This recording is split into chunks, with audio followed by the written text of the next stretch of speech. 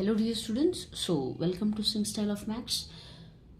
सो हमने class 11th की NCERT mathematics को शुरू की थी, राइट। सो सेट चैप्टर का लेक्चर 1 पूरा हो चुका है, जिसमें हमने सेट का डेफिनेशन और representation and belongs to, not belongs to symbol, इन चीज़ों को अच्छे से सीखा था। टाइप्स ऑफ सेट्स भी सीखा था, right. So like finite set, infinite set, null set क्या होता है, सिंगलटन सेट क्या होता है, इक्वल सेट क्या होता है, इक्विवेलेंट सेट किसे कहते हैं, राइट। सो ये सारी चीज़ें हमने सीखी थी। ये जो लेक्चर 2 है, इसमें अब हम और आगे के कंसेप्ट को सीखेंगे। सो आज का जो टॉपिक है वो है सबसेट। सबसेट का मीनिंग क्या है, राइट। तो पहले इस टॉपिक से ही शुरू करते हैं, सबसेट, राइट। सो नाम से थोड़ा बहुत समझ आया होगा, और नहीं आया तो नो प्रॉब्लम, हम समझ लेते हैं अभी। देखो, कोई भी सेट ये को, A is the subset of B, set B, right. ये सेट ये एक दूसरे सेट का सबसेट है करके तब बताऊंगी जब सेट के अंदर के सारे एलिमेंट्स बी सेट में होने चाहिए। फॉर एग्जाम्पल, बहुत ही सिंपल एग्जाम्पल देखते हैं। ये 1 2 3 है समझो, बी इज इक्वल टू 1 2 3 4 है समझो, राइट। सो ये is the subset of B. कब बोलूंगी? when are we going to say that? when all the elements of set A are also the elements of set B। ध्यान से सुनिएगा, set A में सारे एलिमेंट्स होने चाहिए, सेट बी में एक्स्ट्रा भी हो सकते हैं, कोई दिक्कत नहीं है। मैं सेट बी की बात नहीं कर रही हूँ, उसके सबसेट की बात कर रही हूँ। उसका सबसेट किसे कहोगे? ऐसे सेट को जिसमें जो भी एलिमेंट्स है वो सारे एलिमेंट्स बी में भी है, right, each and every element. So ये is the subset of B. उसे डिनोट कैसे करोगे? आप लिखोगे ऐसे, लेकिन डिनोशन जो होता है वो कैसे करोगे? ये is the subset of B, right. So ये is the subset of B, आप ऐसे डिनोट करेंगे। और सिमिलरली जो मतलब कि जो आपने बिलोंग्स टू और डज नॉट बिलोंग्स टू का सिंबल देखा था, बिलोंग्स टू मतलब ऐसे, डज नॉट का ऐसे। तो अगर किसी सेट को इज नॉट द सबसेट कहना है, फॉर एग्जाम्पल यहाँ देख लो, दूसरा देख लेते, सी इज इक्वल टू 1 2 5, ठीक है, 1 2 5। सो सी सेट को बी का सबसेट में कह सकते हैं क्या हम लोग? नहीं कह सकते हम लोग, राइट। हम नहीं कह सकते, क्यों? क्योंकि इसके सारे एलिमेंट्स बी सेट में नहीं है। 1 है, 2 है, लेकिन 5 नहीं है, 5 यहाँ पे कहीं भी नहीं है। तो C is not the subset of B करके बोलने के लिए आपको डिनोट कैसे करना है? सबसेट का सिंबल डाल के उसको एक स्ट्राइक करना है, दैट्स इट, ओके। सो ये जो है, इस कंसेप्ट को अच्छे से समझ लीजिए। सबसेट मतलब किसी सेट में जो भी एलिमेंट्स है वो सारे एलिमेंट्स किसी और सेट में होने चाहिए, जिसको भी हम कंपेयर करके बता रहे हैं। Suppose A is the subset of C बता रहे हैं, तो सी के एलिमेंट्स को देखोगे आप, ए के जो भी एलिमेंट्स है वो सारे सी सेट में है या नहीं है। अगर है तो डन। अगर मैं बी की बात कर रही हूँ तो आप ए और बी के बीच में कंपेरिजन करोगे। वेरी सिंपल, दो सेट्स को आप अच्छे से कंपेयर करो, राइट, दैट्स इट। सो इसको आपके टेक्स्ट बुक में कैसे समझाया गया है? A is the subset of B if for every A belongs to A, that simply implies that A belongs to B. मतलब क्या है? कोई भी एलिमेंट ले लो जो ये सेट में है, वो एलिमेंट डेफिनेटली बी सेट में होगा, तब हम क्या कहेंगे? ये को बी का सबसेट कहेंगे, ओके। सो ये चीज़ आपको याद रखनी है। अब अगर ये बी का सबसेट है तो बी ए का क्या होगा, राइट, वो भी तो पता होना चाहिए। तो वेरी सिंपल थिंग है, A is the subset of B, तो बी को हम सुपर सेट कहेंगे ये का, okay, super set. So B is the super set, कुछ नहीं, उल्टा सिंबल कर दो, सुपर सेट ऑफ ए। उसका भी डिनोशन बहुत ही सिंपल है, B is the super set of ये is the subset of B. ये कंसेप्ट आपको अच्छे से समझना है, ठीक है। और इसके बाद में जो कंसेप्ट आता है वो बहुत ही सिंपल चीज़ें हैं। और एक चीज़ आपको ऑब्जर्व करनी है कि अगर दोनों सेट इक्वल है, ए और बी इक्वल है, A is equal to B है, तो क्या होगा? वेरी सिंपल थिंग कि ये जो है बी का सबसेट होगा और बी भी ये का सबसेट होगा, ओके। सो इसको आप कॉम्पिटिटिव एग्जाम के लिए याद रखिएगा, क्योंकि कॉम्पिटिटिव एग्जाम में आपके ये वाले डेफिनेशंस नहीं पूछते, थोड़ा एक लेवल हायर पूछते हैं। इस चीज़ के ऊपर एप्लीकेशन क्वेश्चंस होंगे, समझो, ठीक है। A is subset of B and B is subset of A, that simply implies that कि ये इज इक्वल टू बी है, क्योंकि दोनों एक दूसरे के सबसेट है। मतलब आप ही देखिए, ये बी का सबसेट है, और अगर अब मुझे बी भी ए का सबसेट बताना है तो 4 को रिमूव करना है, right, then I can say B is the subset of ये।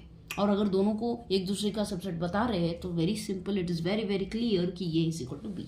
ओके, सो ये चीज़ आपको याद रखनी है। एंड सबसेट सुपरसेट कंसेप्ट हो गया। और एक चीज़ आपको याद रखनी है, कोई भी सेट जो होता है वो अपने आप का सबसेट होता है। कोई भी सेट अपने आप का सबसेट होता है, वेरी सिंपल। एक सेट में जो भी एलिमेंट है वो सारे अगर मैं उसी के सेट के साथ कंपेयर करूँ तो so it is subset of itself. Second, empty set is the subset of every set. ये चीज़ भी आपको याद रखनी है। ये दोनों स्टैंडर्ड चीज़ें हैं, बाय डिफॉल्ट होती है, तो इसको आपको याद रखना है। सो ये बहुत क्लियर है, empty set is the subset. Empty set मतलब क्या है, कुछ भी नहीं। कुछ भी नहीं के बाद भी तो कुछ एलिमेंट्स ऐड होते हैं ये सेट बनने के लिए, है ना। तो कुछ भी नहीं भी क्या होता है, ये सेट का सबसेट होता है। That is nothing but empty set is subset of the set. ये कोई भी सेट ले लो, ये दोनों सेटिस्फाई। ये set is subset of itself, satisfy होगा। Empty set is the subset of any set, right. तो ये चीज़ भी क्या होगी, स्टैंडर्ड, आपको पता होनी चाहिए।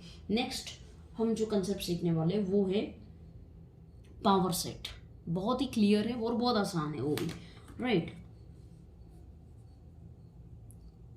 पावर सेट, जिसको क्या P ऑफ ए, मतलब अगर सेट को A से डिनोट कर रहे हो तो P ऑफ ए डिनोशन आप यूज करोगे पावर सेट के लिए, right.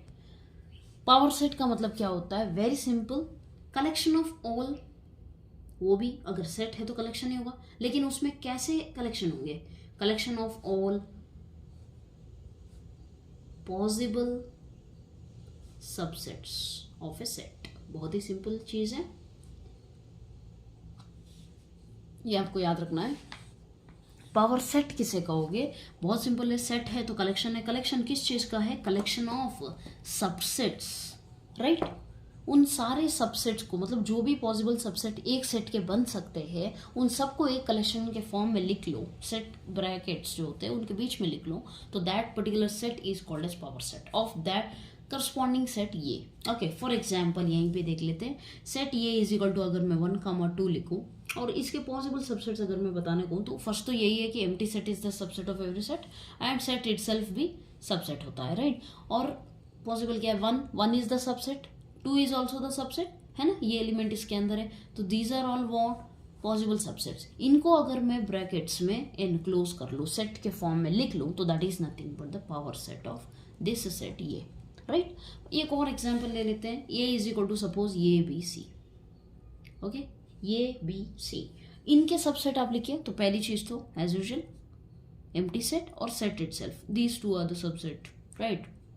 Proper subset, improper subsets, right. So improper और प्रॉपर सबसेट का डिफरेंस आपको बताना है। प्रॉपर का मतलब है कि एम्प्टी सेट और ये जो सेट है इसको छोड़ के सारे पॉसिबल सबसेट्स जो है वो एक सेट के प्रॉपर सबसेट्स होंगे, और ये दोनों जो हर सेट के लिए सेटिस्फाई हो रहे हैं ये दोनों इम्प्रॉपर। ओके, ये चीज़ आपको याद होनी चाहिए। नेक्स्ट इसके, let's come to this example. इसके आप लिखो सबसेट, ये कामा बी लिख सकते हो, बी कामा सी लिख सकते हो। नेक्स्ट क्या लिख सकते हो, ये कामा सी भी लिख सकते हो। नेक्स्ट इंडिविजुअल, ये लिख सकते हो, सिर्फ बी लिख सकते हो और सिर्फ सी भी लिख सकते हो, राइट। सो कितने हो गए आपके, 4 4 8 हो गए। आप इसको भी ऐसे ब्रैकेट में लिख लो। तब क्या हुआ, ये सारे सबसेट्स थे, इनको मैंने ब्रैकेट के अंदर एनक्लोज कर लिया है, मतलब कि सेट के फॉर्म में लिख लिया है, राइट। तो ये जो सेट है जिसमें कि ए सेट के सारे सबसेट्स मैंने लिखे हैं, सारे सबसेट्स, कोई भी छूटना नहीं चाहिए, एक भी नहीं छूट सकता, राइट। सो सारे सबसेट्स लिखे हैं। सो इस सेट को मैं क्या कहूँगी, power set of the set ये, got it, is equal to लिखना है, इज इक्वल टू ये वाला लिख लो, ठीक है। सो ये चीज़ आपको याद पता चलनी चाहिए। सो और यहाँ पे एक आपने स्टैंडर्ड थिंग ऑब्जर्व की होगी, देख लो यहाँ पे हमारे पास कितने एलिमेंट्स है सेट ए में, सेट ए में 2 एलिमेंट है, तो पावर सेट में कितने एलिमेंट आ गए, 1 2 3 4, और यहाँ पे कितने एलिमेंट्स है, 3 है, राइट, 3। तो यहाँ पे कितने आ गए पावर सेट में, 8 आ गए। सो इससे हम एक स्टैंडर्ड रिजल्ट कंक्लूड करते हैं कि अगर कोई भी सेट में एलिमेंट्स m है, यहाँ पे देख लो, पहले इसी चीज को लिख लो, नंबर ऑफ एलिमेंट्स आप कैसे डिनोट करते हो, स्मॉल n ऑफ, ये मतलब क्या है, number of elements in the set, A is equal to कितने हैं, 2। देन पावर सेट में कितने होंगे, number of elements in power set of A कितने होंगे, 2 to the power of 2 is equal to 4, हमने देख लिया अभी। इसी तरह से नंबर ऑफ एलिमेंट्स अगर 3 थे तो number of elements in the power set कितने थे? 2 to the power of 3 which is equal to 8। Very simple, इतना है ये दोनों एग्जाम्पल। इससे हम एक स्टैंडर्ड रिजल्ट लिख रहे हैं, that is nothing but number of elements in the set A is equal to M, that simply implies that number of elements in the power set is equal to 2 to the power of m। ये result आपको याद रखना है, ये भी competitively बहुत useful है, ठीक है। So this is the concept. Subset, superset और पावर सेट आपको अच्छी तरह से पता होने चाहिए। और या then coming to one more thing, that is concept of intervals. अब इंटरवल्स का कंसेप्ट क्या होता है? That is nothing but specifically मैं अगर सबसेट्स ऑफ रियल नंबर्स की बात करूं, रियल नंबर्स के सबसेट्स को आप कैसे डिनोट कर सकते हो, तो उन्हें हम इंटरवल के फॉर्म में डिनोट करते हैं। Okay, why? बिकॉज देखो, सेट आप जब लिखते हो ए बी सी या 1 2 3 3 4 वगैरह वगैरह जो भी नंबर्स आप लिख सकते हो, अगर आप लिखते हो तो दैट सिंपली मीन्स कि वो सारे नंबर्स एक सेट में बिलोंग कर रहे हैं पर्टिकुलरली, ठीक है। वो नेचुरल नंबर्स हो सकते हैं, इंटीजर्स हो सकते हैं, कोई दिक्कत नहीं होती है। लेकिन आप रियल नंबर्स की जब बात करते हो तो आप 1, 2 लिखोगे, इनके बीच में 1.1 1.2 1.9999 ये भी तो नंबर्स आते हैं रियल नंबर्स में, राइट। सो जब रियल नंबर्स की बात कर रहे होते हो तो ये वाला रिप्रेजेंटेशन काम नहीं करता है। तो रियल नंबर्स के सबसेट्स को डिनोट करने के लिए आपको इंटरवल्स का कंसेप्ट पता होना चाहिए। अब इंटरवल का मीनिंग क्या है? बहुत सिंपल है। इंटरवल का सीधा सा मतलब है कि इसके और इसके बीच में, एंड पॉइंट्स के बीच में। वेरी सिंपल, मतलब क्या है? सपोज मैं बता रही हूँ रियल नंबर लाइन जो है ना ये वाली, सो 0 1 2 3, मैं बता रही हूँ कि 1 और 3 के बीच के सारे नंबर्स, ठीक है, ये सबसेट के फॉर्म में लिखना है तो आप 1, 3 नहीं लिख सकते। ओके, सो आपको इंटरवल का कंसेप्ट यूज करना है। और कहाँ से कहाँ? मैंने कहा 1 और 3, राइट। तो इसका सीधा सा मतलब है 1 और 3 को आप कैसे डिनोट करें? 1, 3 लिखो, फिर 1 और 3 को भी मिला के बता रहे हो तो क्लोज्ड ब्रैकेट लिख लो, राइट। सो इंटरवल में 2 तरह के होते हैं, ठीक है, वो चीज़ भी समझ लो। इंटरवल 2 तरह के होते हैं, that is open interval and 1 is closed interval, ठीक है। ओपन इंटरवल का मतलब क्या होता है? बहुत सिंपल चीज़ है। ओपन इंटरवल का मतलब है कि जो एंड पॉइंट्स है, जो जिनके बीच के नंबर्स में बता रही हूँ, वो एंड पॉइंट्स को छोड़ के बाकी सारे नंबर्स के बारे में बात कर रही हूँ। क्लोज्ड इंटरवल मतलब क्या है? जो एंड पॉइंट्स है उनके बीच की बात तो कर रही हूँ, साथ ही में वो एंड पॉइंट्स भी इंक्लूडेड है, राइट। तो ये वाली जो चीज़ है इसको ऐसे डिनोट करोगे, डार्क सर्कल। इसको क्या है? Closed 1, 3, okay. और वहीं अगर मैं ओपन इंटरवल की बात करना चाहूँ, मतलब 1 और 3 के बीच के सारे रियल नंबर्स की बात कर रही हूँ, लेकिन 1 और 3 को छोड़ के, तब हम ऐसे डिनोट करेंगे, right. So this is how you are going to denote open interval and this is how you are going to denote यहाँ पे क्लोज्ड इंटरवल, राइट। सो आपको मीनिंग समझ में आ गया होगा, I hope so. Open interval मतलब क्या है? जो भी नंबर आपने एंड पॉइंट्स में लिखे हैं उनके बीच के सारे नंबर्स, लेकिन वो एंड पॉइंट्स को एक्सक्लूड करके। क्लोज्ड इंटरवल मतलब क्या? जो भी एंड पॉइंट्स के बीच के नंबर्स की बात कर रहे हो वो सारे तो है ही, साथ में एंड पॉइंट्स भी है। तो अब आप ओपन इंटरवल को भी कैसे डिनोट करोगे रियल नंबर के लाइन पे? सपोज 1 यहाँ पे, 3 यहाँ पे, 1 और 3 के बीच के नंबर्स, बट 1 और 3 को मैं इंक्लूड नहीं कर रही हूँ, तो इसको आप कैसे करोगे? सिर्फ सर्कल लिखोगे, ओपन सर्कल, हॉलो सर्कल, खाली सर्कल होना चाहिए, उसके अंदर कुछ भरा हुआ नहीं होना चाहिए, राइट। भरा हुआ है, डार्क है तो दैट मीन्स क्लोज्ड, खाली है तो that is open interval, okay. इसी तरह से इंटरवल में और 2 है, that is semi closed and semi open. वो कैसे होते हैं देख लेते हैं, right. So for our convenience मैंने पहले ही लिख लिए हैं, अच्छे से आप देख लीजिए इन्हें। सो यहाँ पे ये और बी, ओके। सो ये और बी, नेक्स्ट ये दोनों खाली सर्कल है, ये और B, right, real number line के ऊपर। जैसे हमने प्रीवियस एग्जांपल में 1 और 3 स्पेसिफाइड नंबर लिए थे, यहाँ पे हम जनरल में ले रहे हैं ये और बी, ये बी कोई भी नंबर हो सकते हैं, राइट। सो ये देखो, ये तो आप जानते ही हो, कैसे लिखोगे आप? क्लोज्ड इंटरवल, राइट, ये कामा बी। इसी को आप अगर सेट बिल्डर फॉर्म में लिखना चाहो तो क्या है? Set of all x such that x क्या है? ये और बी के बीच में है और ये और बी भी इंक्लूडेड है। सो लेस देन और equal to symbol, equal to symbol आप लिखने वाले हो।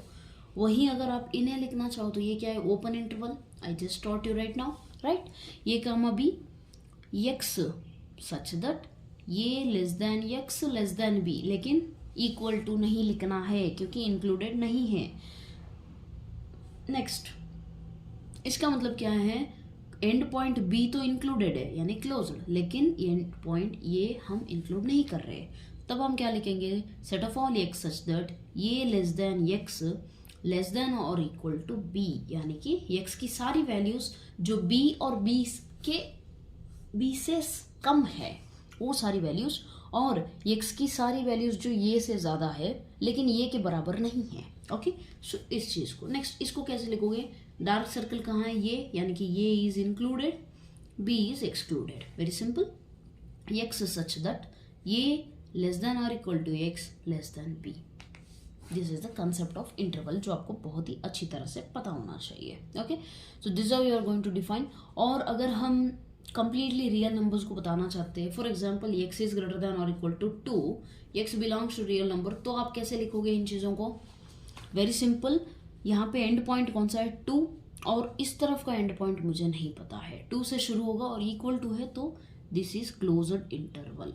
ओके, लेकिन यहाँ पे ओपन इन्फिनिटी, मतलब कि मुझे नहीं पता कहाँ तक है नंबर्स। ओके, सो इसलिए ऐसे लिखोगे। और suppose I tell you x is less than और इक्वल टू -2, तो आप कैसे लिखोगे, -4 ले लो।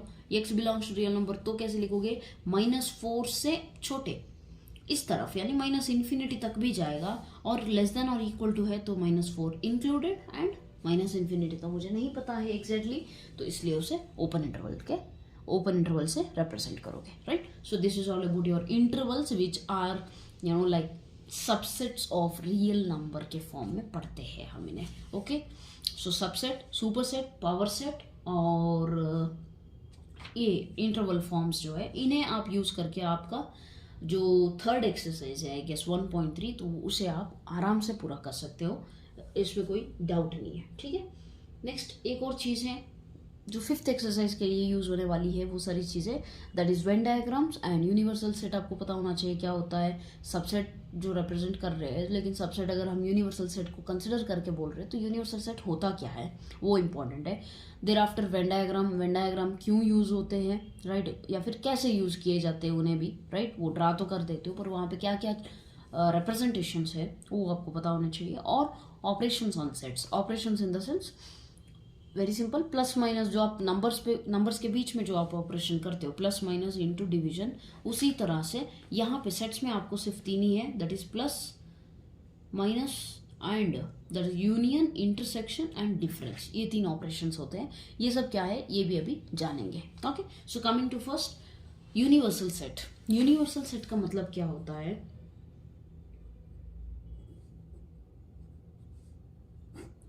यूनिवर्सल सेट आप किसे कहते हो, बहुत ही सिंपल है। Universal set means A set that is containing all elements of the problem under consideration. मतलब कि क्या होता है, बहुत सिंपल है। अगर मैं आपको बता रही हूँ कि ये इज इक्वल टू 1 2 3, ये किसी सेट का सबसेट है, तो कौन से सेट को कंपेयर करके, कोई तो बड़ा सेट होगा जिसको कंपेयर करके, जिसके अंदर से हम इन चीज़ों को, इन नंबर्स को ले रहे हैं, उठा रहे हैं, राइट। जो भी प्रॉब्लम्स है, हम अगर सिर्फ नेचुरल नंबर्स को स्टडी कर रहे हैं, नेचुरल नंबर से ही नंबर्स उठा रहे हैं, तो यूनिवर्सल सेट वहाँ पे क्या होगा, नेचुरल नंबर सेट होगा, बड़ा वाला सेट जिसके अंदर से सबसेट्स को हम ले रहे हैं। Okay, so that set is universal set, और वो प्रॉब्लम के अकॉर्डिंग चेंज होता रहता है, ये चीज़ भी आपको पता होनी चाहिए, ठीक है। तो यूजुअली हम क्योंकि नंबर सिस्टम पढ़ रहे हैं, अभी अगर मैं आपको यहाँ पे ये इज इक्वल टू 1 2 3 बोलूँ और यूनिवर्सल सेट भी डिफाइन कर दूँ कि 1 2 3 4 5 10, इनके बीच से ही, इनमें से ही मैंने नंबर उठाया है, और एक और सेट सबसेट लिखूंगी, राइट, 3 7 9, और ये भी नंबर इसी में से है, राइट। तो ये जो है subset of universal set, B भी सबसेट ऑफ यूनिवर्सल सेट वो है जिसके अंदर से हमने एलिमेंट्स लिए हैं, तो वो बड़ा सेट जो होगा उसे यूनिवर्सल सेट कहोगे आप, ठीक है। तो ये चीज़ आपको पता होनी चाहिए। Next, coming to one more concept, that is most beautiful concept, that is Venn diagrams. Venn diagram नाम ऐसा क्यों है, नाम वेरी सिंपल, मैक्स एक मैथमेटिशियन जो थे उनके नाम पे, जिन्होंने वेन डायग्राम की डिस्कवरी की थी, मतलब ऐसे ऐसे होता है करके जिन्होंने बताया था, इन्वेंशन नॉट डिस्कवरी, तो जिन्होंने ये सब फाइंड किया था, उनका नाम था जॉन वेन, तो उनके नाम पे ही इन्हें रिप्रेजेंट किया जाता है, इन्हें बुलाया जाता है, that is Venn diagrams. Venn diagrams का मतलब क्या होता है, ये जो बड़ा सेट है यूनिवर्सल सेट, इसको इन डायग्राम्स में रेक्टेंगल के रूप में रिप्रेजेंट किया जाता है। और ये जो छोटे छोटे सेट्स है इन्हें कैसे रिप्रेजेंट किया जाता है, सर्कल्स।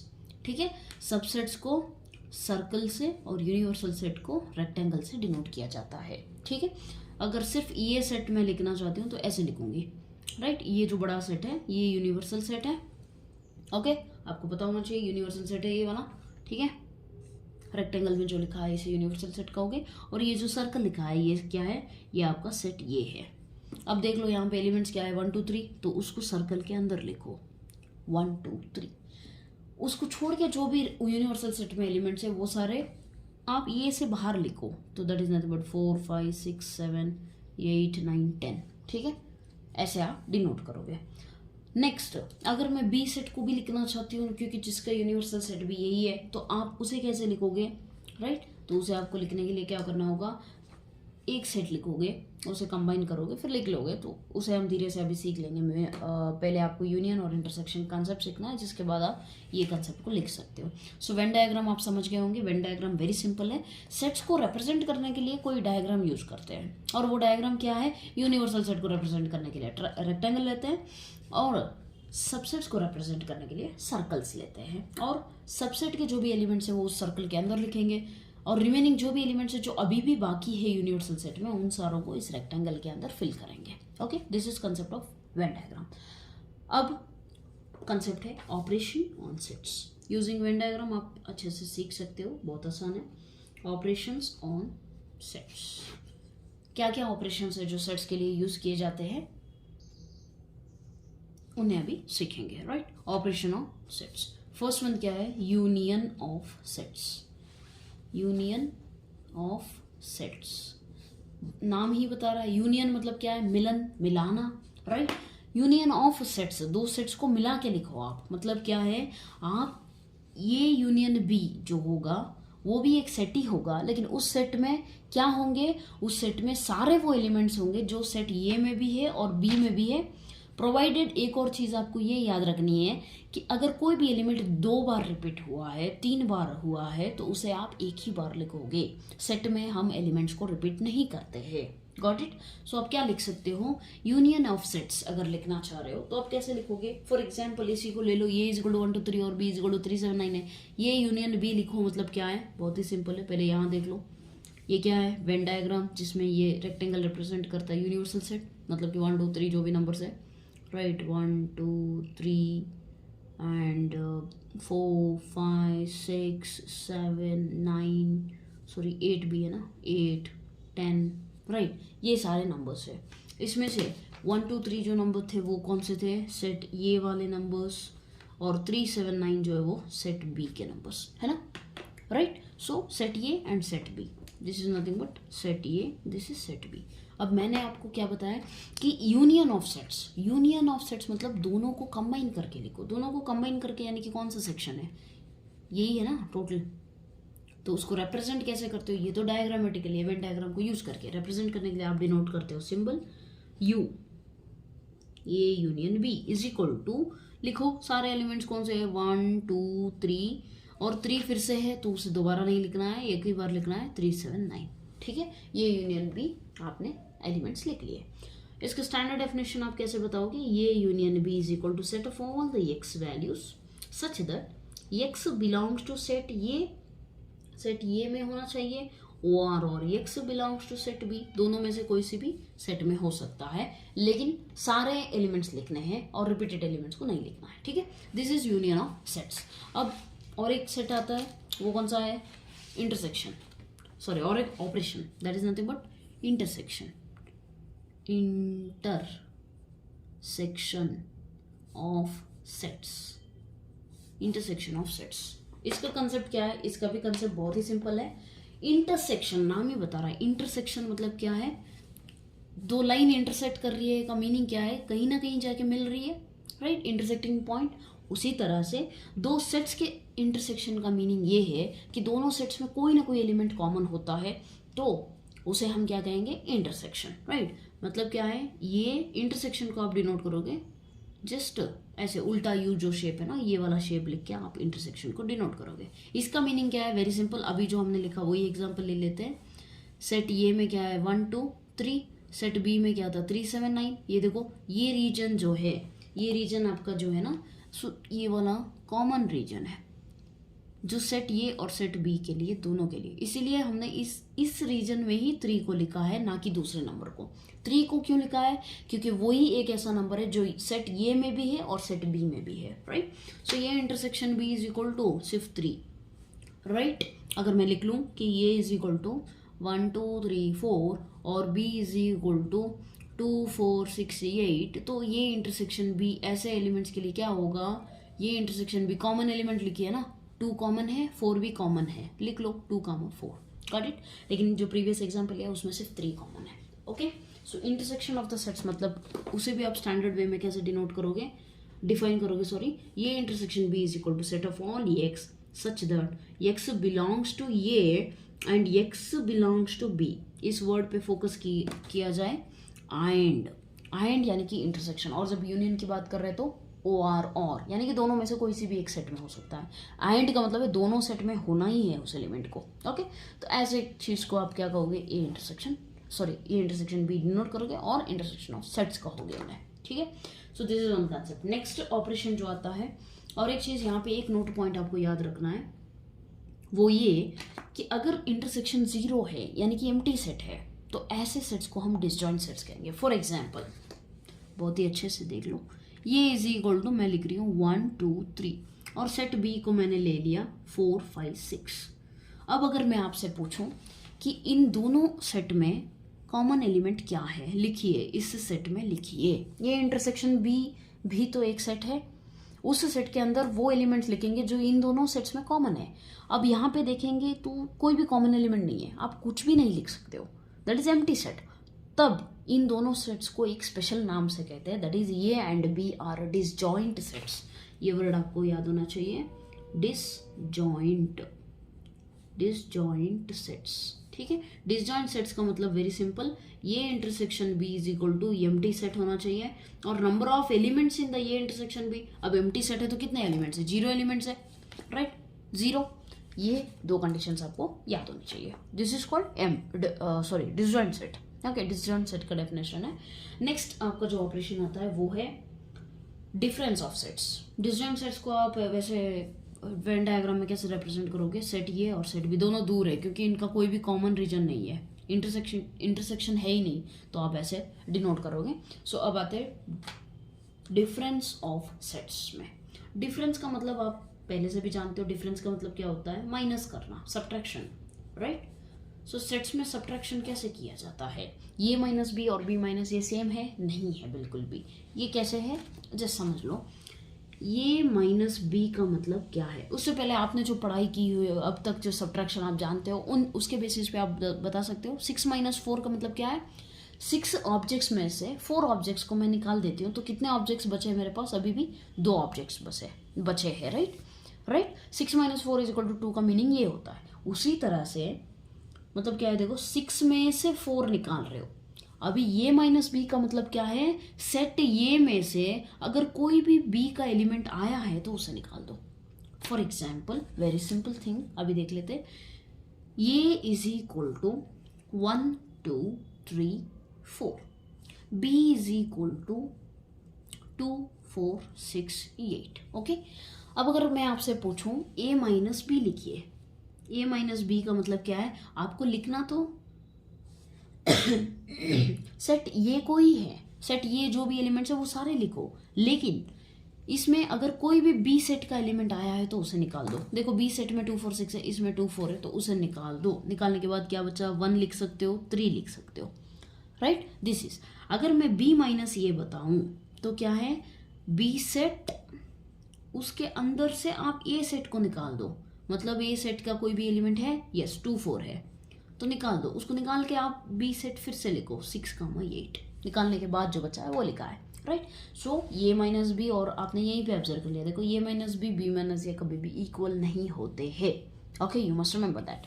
सो ये माइनस बी को आप डिफाइन कैसे करोगे? Set of all x such that x belongs to A but x does not belongs to set B, मतलब कि यहाँ पे सारे वो एलिमेंट्स लिखो जो ये सेट में है लेकिन बी सेट में नहीं होने चाहिए। Okay, next B minus A को कैसे डिफाइन करोगे? Set of all x such that x belongs to B but x does not belongs to A. Okay, so इस तरह से आप क्या कर सकते हो, डिफरेंस ऑफ सेट्स भी लिख सकते हो। इन्हीं चीज़ों पे आपका पूरा एक्सरसाइज है, वो बहुत आसान है, आप अच्छे से सॉल्व कर सकते हो, कोई दिक्कत नहीं है। ठीक है, एंड एक और कंसेप्ट है, that is nothing but complement, complement of a set. अब कॉम्प्लीमेंट का मतलब क्या होता है, आइए जानते हैं।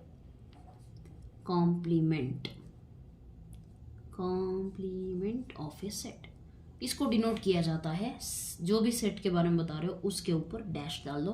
कुछ ऑथर्स इसे ये टू द पावर ऑफ सी भी लिखते हैं, और कुछ नॉट, ये बार, ये सारे डिनोशंस है। इसमें से ज़्यादा पॉपुलर ये दोनों है। ठीक है, सो कॉम्प्लीमेंट ऑफ सेट का मीनिंग क्या होता है, बहुत ही सिंपल है। सपोज यूनिवर्सल सेट, बड़ा वाला सेट कौन सा है, 1 2 3 4 5 6 7 है समझो, और मैं सेट ये लिखती हूँ 2 4 6 7। ठीक है, और अब मैं आपसे पूछती हूँ ए कॉम्प्लीमेंट लिखिए, तो इसका मीनिंग क्या है? वेरी सिंपल, ए कॉम्प्लीमेंट का मीनिंग सिर्फ इतना है, right all the elements of the universal set. Universal set के वो सारे एलिमेंट लिखो जो ए में नहीं है, मतलब कि ये में जो भी एलिमेंट्स है ना उनको छोड़ के आप बाकी के एलिमेंट्स लिखो। 2 4 6 8 है, सॉरी 2 4 6 7 है, उन्हें निकाल दो, रिमेनिंग एलिमेंट्स क्या है 1 3 5। इसका सीधा सा मतलब है ये complement is nothing but, that is set ये, sorry universal set minus set ये। ओके, ये चीज़ आपको पता होनी चाहिए। ओके, यूनिवर्सल सेट में से ये सेट को निकाल दो, यूनिवर्सल सेट ही लिखना था लेकिन उसमें से ये सेट के जो भी एलिमेंट्स है वो सारे हमने रिमूव कर दिए, तो रिमेनिंग जो भी है उसे हम ये कॉम्प्लीमेंट कहेंगे। इसको अगर वेन डायग्राम में आप रिप्रेजेंट करना चाहो तो कैसे रिप्रेजेंट करोगे, बहुत ही सिंपल है। ये देखो, अगर ये वाला जो है ये सेट ये है, तो ये कॉम्प्लीमेंट कहाँ है, सेट ये को छोड़ के जो भी रीजन है, ये देखो शेडेड, सेट ये को छोड़ के जो भी रीजन है, ये वाला रीजन जो है इसको हम ए कॉम्प्लीमेंट कहेंगे। ओके, बहुत सिंपल है, क्वेश्चंस जब आप सॉल्व करोगे तो आपको समझ आ जाएगा। And this is the concept of what, operation on the sets, that is union of sets, intersection of set, difference of sets, complement of the set. ये चीज़ें आपको पता होनी चाहिए। इसमें से डिसजॉइंट सेट की कंडीशन आपको पता होना चाहिए। नेक्स्ट, इन्हीं यूनियन ऑफ द सेट्स में और इंटरसेक्शन ऑफ द सेट्स में कुछ प्रॉपर्टीज जो है वो सेटिस्फाई होती है ऑलरेडी, जस्ट लाइक नंबर्स में होती है कॉम्पिटेटिव प्रॉपर्टी, एसोसिएटिव प्रॉपर्टी, उसी तरह से सेट्स में भी कुछ प्रॉपर्टीज सेटिस्फाई होती है। Let's just see them which are those properties. आप उन्हें फुर्सत से बैठ के दो सेट लेके डिफाइन करके देख लो एग्जाम्पल के साथ। ठीक है, सो वो प्रॉपर्टीज कौन सी हैं, प्रॉपर्टीज, ठीक है। यूनियन में देखो, ये यूनियन बी करने से आपको जो सेट आएगा that will be exactly equal to B union A. अगर आप बी यूनियन ए करोगे तो आपको जो सेट मिलेगा वो सेम होगा जब आप ए यूनियन बी करोगे तब मिलने वाले सेट से। ठीक है, फर्स्ट थिंग। सेकंड जो होता है ये यूनियन बी, इसको हम क्या कहेंगे एक्चुअली, कॉम्यूटेटिव लॉ। आपने नंबर सिस्टम में पढ़ा ही होगा, 2 + 3 = 3 + 2, तो उसी तरह से, या फिर 2 इंटू मल्टीप्लीकेशन में जब बात करते हो तो 2 × 3 = 3 × 2, उसी तरह से कॉम्यूटेटिव लॉ सेट्स में भी ये है। ठीक है, एसोसिएटिव मतलब आपने सीखा था ए + b + ऑफ सी, ठीक है, वैसे सीखते हो उसी तरह से ऐसे। तब आप अगर ब्रैकेट रिमूव करके बी यूनियन सी के साथ भी डाल दो तो that will be your associative law, associative law. Third जो है बहुत ही इजी है, A union empty set is equal to A, बहुत ही सिंपल चीज़ है। कोई भी सेट है उसको यूनियन करो एम्प्टी सेट से, एम्प्टी सेट मतलब खाली सेट, और सेट ये मतलब सपोज 1 2 है तो यूनियन करो 1, 2, यूनियन मतलब दोनों सेट के अंदर के एलिमेंट, यहाँ तो कोई एलिमेंट ही नहीं है तो कुछ लिखने की जरूरत भी नहीं है, 1, 2 तो वही सेट आ जाएगा आपको। ठीक है, सो इस लॉ को एक पर्टिकुलर नाम से कहते हैं, that is law of identity element, law of identity element. Fourth, या ये वाला फोर्थ क्या है, A union A is equal to A, इसको आप आइडेम्पोटेंट लॉ, आइडेम्पोटेंट लॉ के नाम से जान, ठीक है, बुलाता है इसको। सो ये यूनियन ये भी कॉमन सेंस है, 1, 2 यूनियन 1, 2 सो आपको क्या मिलेगा, 1, 2 ही मिलेगा, क्योंकि एलिमेंट्स को 2 बार नहीं लिख सकते हो, ठीक है। सो वही सेट मिल रहा है, दैट इज नथिंग बट एक सेट को उसी के साथ यूनियन करोगे तो वही सेट आएगा, ठीक है। ये आपको पता होना चाहिए। और एक सेट को अगर मैं यूनिवर्सल सेट के साथ यूनियन करूँ तो यूनिवर्सल सेट ही आएगा। क्यों, देखिए 1, 2, 3, 4, 5 अगर यूनिवर्सल सेट है और 1, 2 ये सेट है, यूनियन मतलब कि सारे एलिमेंट्स को लिखो और जो रिपीटेड है उसे सिर्फ एक ही बार लिखो तो आपको बड़ा वाला सेट ही मिलेगा, which is nothing but universal set, right. तो इसको आप लॉ ऑफ यूनिवर्सल सेट कहोगे। ये चीज़ें आपको याद होनी चाहिए, पता होनी चाहिए। सिमिलरली प्रॉपर्टीज इंटरसेक्शन में भी फॉलो होती है, जस्ट आप यूनियन सिंबल रिमूव करके इंटरसेक्शन डाल दो, लेकिन थोड़ा डिफरेंट क्या होता है वो आप ऑब्जर्व करो। ये सारे के लिए आप इसी तरह से एग्जाम्पल्स लिख के अच्छी तरह से क्या कर सकते हो, खुद डिफाइन कर सकते हो, खुद प्रूव कर सकते हो, ठीक है। तो अभी हम प्रॉपर्टीज, ये जो अभी प्रॉपर्टी सीखी है, this is for what, of union, union के लिए। अभी आप प्रॉपर्टीज देखोगे, इंटरसेक्शन के लिए कैसे लिखोगे, properties of intersection, operation that is intersection. अगर आप ए इंटरसेक्शन बी करोगे तो that is nothing but B intersection A के इक्वल होगा। नेक्स्ट, ये इंटरसेक्शन बी इंटरसेक्शन सी करने से आपको जो जवाब आएगा, A intersection of B intersection C करने से भी वही जवाब आएगा। Third one, A intersection empty set. देखो यूनियन में क्या होता है, हम मिलन मतलब कि सब जोड़ के लिखते हैं, ये union empty set A set ही मिलेगा। ए इंटरसेक्शन में हम क्या करते हैं, कॉमन एलिमेंट, देखो ये सेट ये है 1, 2, राइट। एम्प्टी सेट क्या होगा, खाली सेट है, ठीक है। इन दोनों में कॉमन एलिमेंट क्या है, कुछ भी नहीं, राइट। तो देयरफॉर ये intersection empty set is what, empty set itself, right. Next fourth one, A intersection, ये मतलब कि सेट 1, 2 और इंटरसेक्शन 1, 2 मतलब दोनों में कॉमन क्या है, कॉमन वो खुद ही सेट है, तो that is nothing but A intersection ये इज इक्वल टू ये, ओके। ये चीज आपको पता होनी चाहिए।